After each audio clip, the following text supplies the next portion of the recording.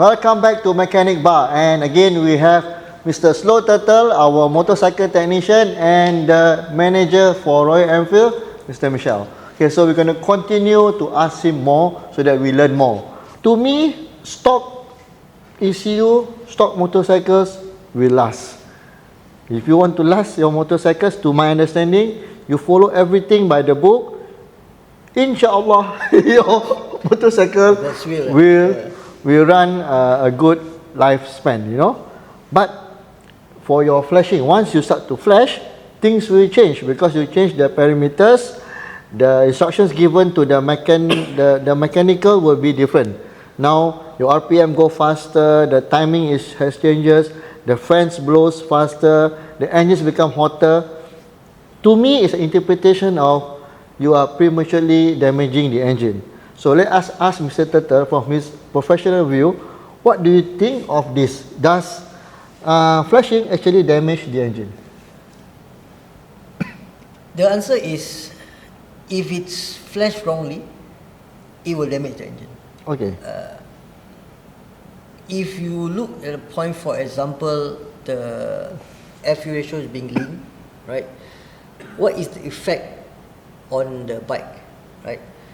So, spark plug, for example, okay, when you have a spark plug, when the FU ratio is very lean, your spark plug will actually spoil faster. The fact that your spark plug tip LED can have what do you call this, particles that is actually stuck, and then it melt away the spark plug LED. Okay, so I stop you there. Yeah. So when we buy motorcycles, we have our owner's manual. Owner's manual says, just example, every 10,000 we replace spark plug. So after flashing, when you mention about that particular issue, yep. Do we change earlier or we should change according to the book? Okay, the book is basically guide. Right. So when you change is depending on what's your usage. Alright. If you extremely abuse your bike, even if it's a stock bike, you should change the interval lesser. So as a general guide, for example, the bike is the manual recommends to change at 10,000. Right? If you extremely abuse the bike, it should be reduced by 50%. Okay, but there are cases where if you flash it in a way that you prolong the life of that particular case as well. For example, the spark plug 10,000, right? And then when you look at the spark plug is still okay. It doesn't cause any, because the fact that you are not having a very lean FU ratio, the spark plug is prolonged. So again, I say the manual is a guide, but however, if you extremely use your bike, you should change it at a shorter interval. Okay, it doesn't matter flash or not flash, but the flash advantage is that you can prolong certain things. For example, your spark plug, I would say, the life can be prolonged because the spark plug is burning at the correct rate, and then it's also self-cleaning itself because it's always at the correct temperature, optimal temperature. The fact that spark plugs are supposed to be self-cleaning. Okay, the reason why is because the carbon buildup will be burned away when you hit a certain temperature. But when you go to a certain threshold temperature, it will start to melt away because the spark plug tip can be damaged. Okay, so this is basically the function or the design of the spark plugs that we have to understand in a way. So the person who flash like yourself must know what he's flashing lah. Correct. I mean he don't flash his body, yeah. The ECU flash, right? So if we anyhow flash, that is going to be a danger to the motorcycle health, right? Like just to share, since we're on the spark plug thing, right? So my bike, the spark plugs lasted me until 18,000 plus kilometer. Okay, when we took it out, it was pretty clean, but of course some of the tip a bit already gone already. Okay, wait, you are talking based on you flash your bike already or you haven't flashed your bike? Flash the bike after how many thousand km we flash? That was a very you flash with who? Huh? The scammer lah, You know, I know. I know, you know, yes. You correct. also know, right? But yes, you know, there are cases, sometimes we open up, we see the spark plug in the workshop, right? Wow, totally black until really rubber, you know, under 10,000. But then there are also cases like 18,000. and it's so clean. So yes, it Yes, really depends. I can concur to that because, as you know, I've been also opening up ZX4 engines from our own group members, don't want to mention their names, and those who have flashed with him, and I see the general health of the spark plug, right? They are actually good. Again, flashing doesn't damage the engine. It's just that depend on the tuner and also the user of the motorcycle. Okay, so what are the challenges do you face during flashing or after a successful flash?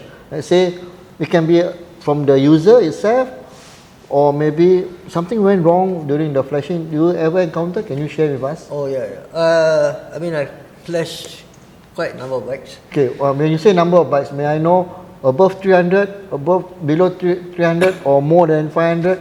I believe it's above 500. Houston, we got a problem. How many people is scammed already? In terms of problems, yes, we do have problems, but we have to resolve it. We have to find, and we have to understand, tell the owner or the rider itself why this is the way. Okay.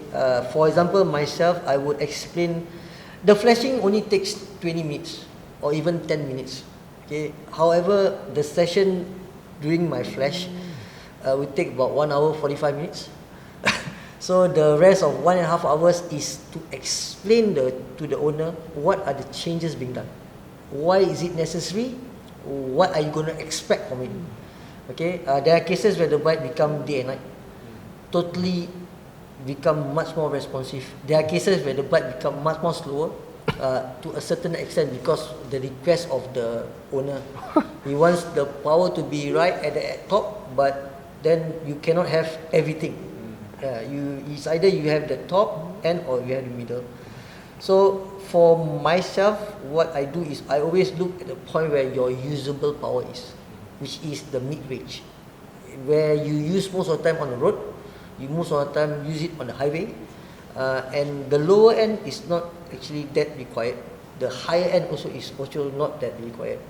The middle range is the most, because when you overtake a vehicle, you use that power in the mid-range. That is where you supposed to be fully optimizing the flash from, actually. So I can summarize that the challenges that he met was some ECUs cannot be read. Yep. Okay, I think either you can do something about it or you just simply can't do anything. Yep. Then also rider problem lah. After flash, I still want more power. Yeah. And that comes to another question. Yep.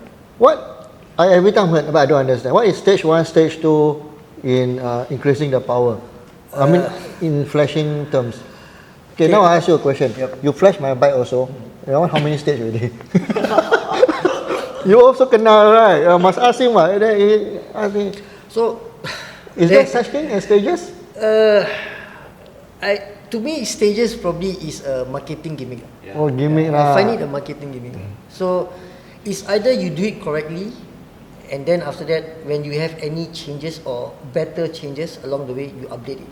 Oh, okay. So something like you don't give him the full power, but you did flash, but you certain things you didn't do properly lah. Not say you didn't do properly, you didn't include yet lah. Not say I didn't include. The fact that is that No, I mean not you lah, some other people lah. So I think the term stage 1, stage 2, stage 3 is coming from the fact that some, manufacturers or the industry itself says that, oh, I want a stage 1, you need to upgrade these certain things. So it could be a mechanical upgrade. It could be. Then the stage 2 is more upgrades on the mechanical. For example, I have a bigger turbo, or then I use a more precise exhaust. So these are the different stages they are referring to. But generally, it's still the same.